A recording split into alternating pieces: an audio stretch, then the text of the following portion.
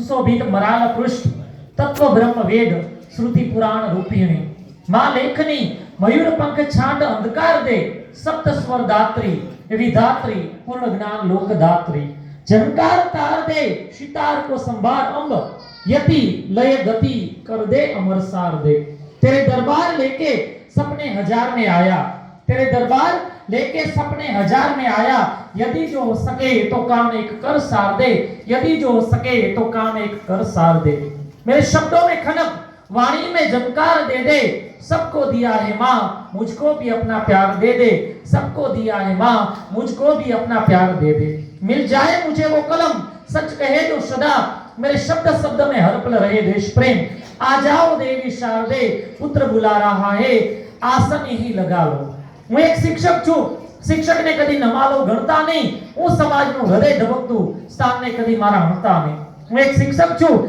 શિક્ષકને કદી નમાલો ગણતા નહીં હું સમાજનું હૃદય ધબકતું સ્થાનને કદી મારા હણતા નહીં મેં કલાકો ગળું ખેડી અને વર્ગખંડ મહેકાવ્યા છે મેં કળીઓને ફૂલ બનાવી અને બાગ બાગ મહેકાવ્યા છે મેં વાવી છે વાતો સંસ્કાર સભ્યતાની मैं वावी छे वातो संस्कार सभ्यतानी मौसम हवे आ लणतानी हां वक्ति वक्ति कहूं छूं समाज मारो ऋणी छे हां वक्ति वक्ति कहूं छूं समाज मारो ऋणी छे केम के वेतन लई अने वतन साचव्યું ને તો વાત મારી અણસુણી છે આદર ના આપો તો માફી પણ ખોટા આરોપો મારા પર લગાડતા નહીં હું એક શિક્ષક છું શિક્ષકને કદી નમાલો ગણતા નહીં હું એક શિક્ષક છું શિક્ષકને કદી નમાલો ગણતા નહીં આજે મકિયાણ ગામના આંગણે આ ત્રણ શિક્ષકોની જે વિદાયનો કાર્યક્રમ જે યોજાઈ રહ્યો છે એ ત્રણ શિક્ષકો જેમણે આપણા ગામ માટે શું કર્યું એ ગામના દરેક વ્યક્તિ જાણે છે સૌથી પહેલા જે હરજીવન સાહેબની વાત કરું તો એવું કહેવાય કે આ શાળાની અંદર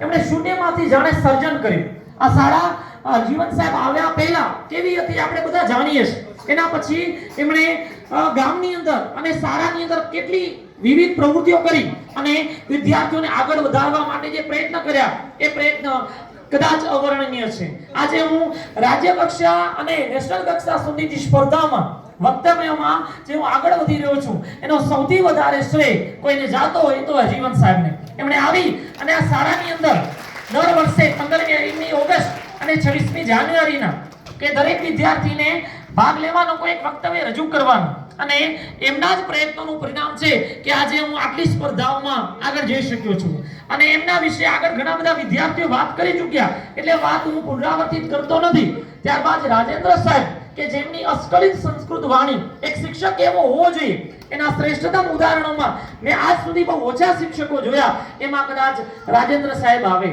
અને મિત્તલબેન છે એનો મને વિશેષ પરિચય નહીં આપણા ગામની અંદર એમણે ભલે બહુ ઓછો સમય શિક્ષણ કાર્ય કરાવ્યું પરંતુ એ શિક્ષણ કાર્યની અસર આજે પણ ગામની દીકરીઓના શિક્ષણમાં સાંસ્કૃતિક કાર્યક્રમોમાં દેખાઈ રહી છે થોડીક વાત હવે હું મારી કરું તો આ શાળાની અંદર ભણી અને સરકારી શિક્ષક બનવા સુધીની મેં સફર પૂરી કરી આજે મારા સર પર આ સરકારી શિક્ષકનો તાજ જે શોભી રહ્યો છે અનેક લોકો કહી રહ્યા છે પરંતુ એના પાછળ મારા પગના કેટલા તળિયા ઘસાણા છે અને મેં કેટલી પીડા તકલીફ વેઠી છે એની થોડી હું વાત કરવા માંગુ છું અને આજે આ સફર જે પૂરી કરી એના પાછળ કેટલા લોકોનો ફાળો રહ્યો છે આજે હું આ જગ્યાએ છું એમાં સર્વશ્રેષ્ઠ ફાળો કોઈનો આ જગતમાં હોય તો એ મારી માતાનો છે કવિ કાગ બાપુ તો એમ કહે કે મોઢે બોલું માં ત્યારે હાજે જ નાનપણ સાંભળે મોઢે બોલું માં ત્યારે હાચે જ નાનપણ સાંભળે પછી બોટપણની ઓલી બધી મજા મને કડવી લાગે કાગડા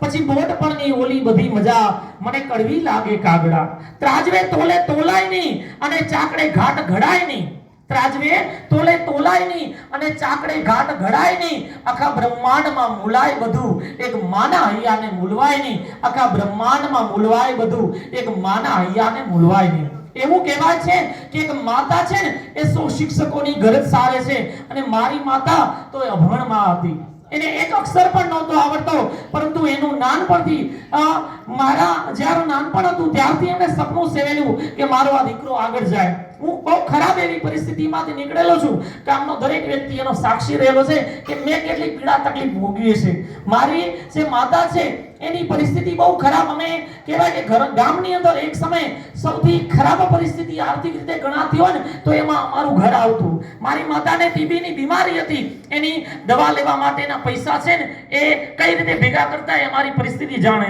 એટલે કે નાનપણથી મેં ગરીબાઈને બહુ નજીકથી જોઈ હતી, પણ મારી માતા છે દવા પાછળ પૈસા ના ખર્ચતી, પણ એમ હતું મારો જે દીકરો છે ને એ દીકરો ભણે અને આગળ વધે. કે 1 મહિનાની જે દવા છે ને એ મારી માતા 3-3 મહિના 4-4 મહિના ચલાવી ખાતી. 1 મહિનાની જે દવા 3-4 મહિના ચલાવે કે મારો દીકરો છે ને એનું ભણતર સારી રીતે પૂરું થઈ શકે. આજે હું આ જગતના જે સર્વશ્રેષ્ઠ સુખો ભોગવી રહ્યો છું એનો સર્વશ્રેષ્ઠ શ્રેય મારી માતાને જાય છે. એવું કહેવાય છે કે જગત છે ને સફળતામાં તમને બધા વધાવે, સુખ હોય તો સૌ સગા થાય, પણ દુઃખમાં લગભગ કોઈ સગું હોતું નથી. તો બે જે પરિસ્થિતિ ભોગવી એ ના પાછળ સર્વશ્રેષ્ઠ ફાળો મારી માતાનો રહ્યો છે. અને એના પછી બીજો સર્વશ્રેષ્ઠ ફાળો રહ્યો હોય ને તો એ મારા બાપનો છે. એવું કહેવાય કે પાઈ ભેગી કરી અને મારા માટે ખુશીઓ ખરીદતા જોયા છે. પાઈ ભેગી કરી અને મારા માટે ખુશીઓ ખરીદતા જોયા છે. અરે બાપના સ્વરૂપે મારા અસ્તિત્વને શણગારતા ઈશ્વરને મેં જોયા છે. કે બાપના સ્વરૂપે મારા અસ્તિત્વને શણગારતા ઈશ્વરને જોયા છે. એટલે કે બાપ એટલે તો અલાદીનનો એવો ચિરાગ કે જેની જાદુઈ દીવીને તમે ગમે ત્યારે ગઈ અને દુનિયાનું મોંઘામાં મોંઘું રમકડું તમારા ખિસ્સામાં નાખી શકો. અરે બાપ એટલે કેવો તપતો હુરજ કે જેની હાજરીમાં અંધારું તો શું, અંધારાની વ્યાખ્યા આપણી પડખે ના આવી શકે. એટલે કે પોતાના બાળકના સપનાઓમાં તિરાડ ન પડે ને એના માટે જાત આખી તોડી નાખે એનું નામ બાપ. કે બડે ઠંડ કમરોं में बैठकर मैं हुकूमत चलाता हूँ, बड़े ठंड कमरों में बैठकर मैं हुकूमत चलाता हूँ, क्योंकि मेरे पीछे एक बूढ़े बाप ने पसीना बहाया है, क्योंकि मेरे पीछे एक बूढ़े बाप ने पसीना बहाया है. આજે હું આરામથી છાયામાં ખુરશીમાં એટલા માટે બેસી શકું છું કેમ કે મારો બાપ છે ને એ જિંદગીભર પગપાળા ચાલ્યો છે. કે આજે જગતના લોકો ગમે તે કે મને એની ક્યારે મેં પરવા રાખી નથી. કે મારો બાપ છે ને એ ભગવાનનો માણસ. ગામનું દરેક માણસ એ જાણતું હશે કે એ ભગવાનનો માણસ. અને સગાવાલાઓમાં પણ ક્યારેક મજાકનું પાત્ર મારો બાપ બનતો, કેમ કે ગરીબાઈ મેં જોઈ છે પરિસ્થિતિ, ત્યારે દરેક માણસ કહેતું એ ભગત માણસ. એને ખબર ના પડે, એને દુનિયાની જાજી ખબર ન પડે. હું ગર્વથી કહું છું, ભલે એને દુનિયાની ખબર કાંઈ નહીં પડતી હોય, પણ એનાથી વધારે પ્રમાણિક માણસ છે ને એ મેં આ જગતની અંદર ક્યારેય નથી જોયો. કે જિંદગી આખી એ બીજાના જે કામ ધંધામાં એ લાગેલો હતો ને આજે પણ બીજાના કામ ધંધામાં લાગેલો છે. એને ક્યારે બેઈમાની કરવાનો પ્રયત્ન નહોતો કર્યો. કે મારી મા પાસેથી હું સંઘર્ષ અને ત્યાગ શીખ્યો છું ને તો મારા બાપ પાસે હું પ્રમાણિકતા શીખ્યો છું. કે જગતના બે ગુરુ છે ને મારા માટે સર્વશ્રેષ્ઠ ગુરુ છે. એની પીડા તકલીફનું કારણ એ છે કે આજે હું આ સ્થાન પર ઊભો રહી શક્યો છું. આજે હું આ જગ્યાએ છું એનો સર્વશ્રેષ્ઠ ફાળામાં 3જા નંબરનું કોઈ વ્યક્તિ આવતો હોય ને તો એ મારી બેન છે. કે માં જેવી મમતારી મને બેહદ વાલી બેન, માં જેવી મમતારી મને બેહદ વાલી બેન, ઈશ્વરની દીધેલી એ દેન. હું નાનપણમાં 10મા ધોરણની અંદર હતો ત્યારે મારી માતાનું મૃત્યુ થયું અને એના પછીની જે પરિસ્થિતિ છે, જે પીડા તકલીફ જે હતી એને હું કદાચ શબ્દોમાં વ્યક્ત ન કરી શકું. હું ત્યારે 10મા ધોરણની અંદર ભણું, મારી બેન 6-7મા ધોરણની અંદર ભણે. પણ એવું કહેવાય કે આ જગતની અંદર બેન છે એ મોટી હોય કે નાની એ માતાનું સ્વરૂપ હોય છે.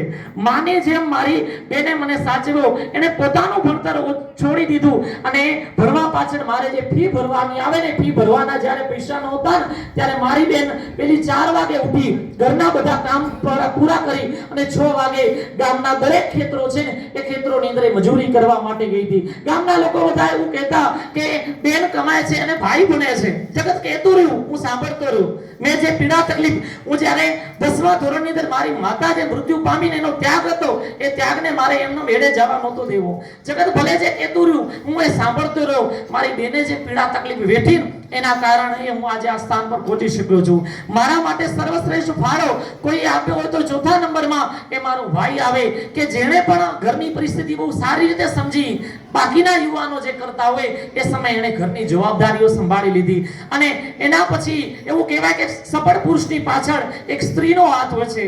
મારી માતા, મારી બહેન, એના પછી ત્રીજી કોઈ સ્ત્રીએ જે કહેવાય કે દરેક ખરાબ પરિસ્થિતિમાં મને સાથ સહકાર આપ્યો તો એ કહેવાય છે મારા ઘરની ગૃહલક્ષ્મી, મારી એ જીવન જીવન સાથી. જગતે કાદવ કીચડ ઉછેડવાનો ગમે એટલો પ્રયત્ન કર્યો હોય, પણ દરેક વખતે એણે મને સાચવો, દરેક વખતે એણે મને સંભાળ્યો. અને આના સિવાય મારા જે ગુરુજનો છે કે જેની સાથે હું લોહીના સંબંધે નહોતો જોડાયેલો, એવા ગુરુજનોએ મારા પ્રાથમિકથી લઈને છેક માધ્યમિક સુધીના, એવું કહેવાય છે કે મારા ગુરુજનોએ, મારા માતાનું મૃત્યુ થયું, બાપને તો ખબર નહોતી હું રાજ્ય કક્ષાની સ્પર્ધામાં જાઉં છું કે મારો સરકારી નોકરીમાં નંબર લાગ્યો, મારા બાપને એ ખબર ન પડતી. પરંતુ મારા દરેક જે ગુરુજનો છે, એવું કહેવાય હું બહુ ઈશ્વરનો આભારી છું કે મને આટલા સર્વશ્રેષ્ઠ ગુરુજનો જોડ્યા કે મને દરેક પરિસ્થિતિમાં સાચવો. અને એના પછી લોહીના સંબંધે હું નહોતો જોડાયેલો એવા મારા મિત્રો જે છે, મારી જ્ઞાતિથી લઈને દરેક જ્ઞાતિના જે મારા મિત્રો છે, એના પરિવારે મને જે સાચવો, જે સંભાળ્યો, એના કારણે હું આ સ્થિતિ સુધી પહોંચી શક્યો. અને એના કરતાંય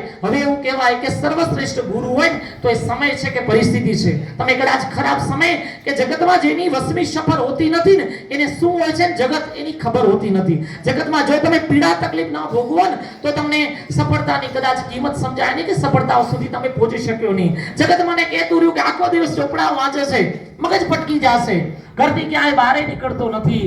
અરે આટલું બધું ભણ્યા પછી જ્યારે હું નોકરીમાં લાગ્યો ને પ્રાઇવેટ શાળાની અંદર, ત્યારે 6,500 નો મને મહિને પગાર મળતો. જગત હસતું રહ્યું, જગતને હસવાનો એક મોકો જોતો હતો.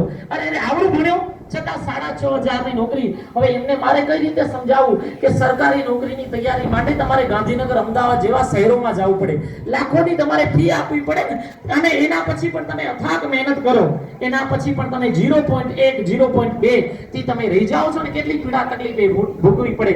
જગત કહેતું રહ્યું, પણ પછી મેં નિર્ધારિત કરી દીધું કે હવે જગતને કહેવાનો કે સમજાવવાનો કઈ અર્થ નથી, અને મારી પીડા તકલીફ છે એ મારી સાથે ભોગવતો રહ્યો. અને ત્યાર પછી જે આ પરીક્ષાઓ છે, એ પરીક્ષાઓ એક પછી એક મેં એનું ધ્યાન દીધું કે જગત જે કહેતું રહ્યું હોય, જગતે ઘણું બધું કહ્યું, પણ મેં એના તરફ ક્યારે દેવાનો પ્રયત્ન ન કર્યો. કે જગતના ધોખા ના હોય, એ તો ક્યારેક તાળીઓ પાડે, તો ક્યારેક ફીટકાર પણ વરસાવે, પણ આપણે શું કરવાનું?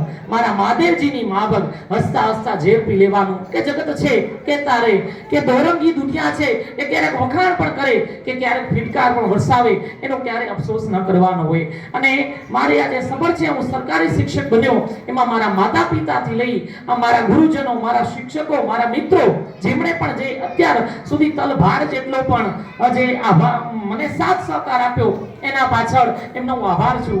મારી આ વાત હું ખાસ આજે એટલા માટે કહેવા માંગતો હતો કે ગામમાં આજે પણ એવા બાળકો છે જે આગળ વધવાનો પ્રયત્ન કરતા હોય છે. તો મેં જે પીડા તકલીફ વેઠી એ બીજા કોઈ કદાચ બાળકને એમ ન વેઠવી. ખરાબ પરિસ્થિતિમાં દરેક બાળક લડી શકે, એને આપણે સાથ સહકાર ના આપી શકીએ ને, તો આપણે એને નીચે પાડવાનો પ્રયત્ન ન કરીએ ને, તો પણ એ બાળક સર્વશ્રેષ્ઠ સ્થાન પર પહોંચી શકે.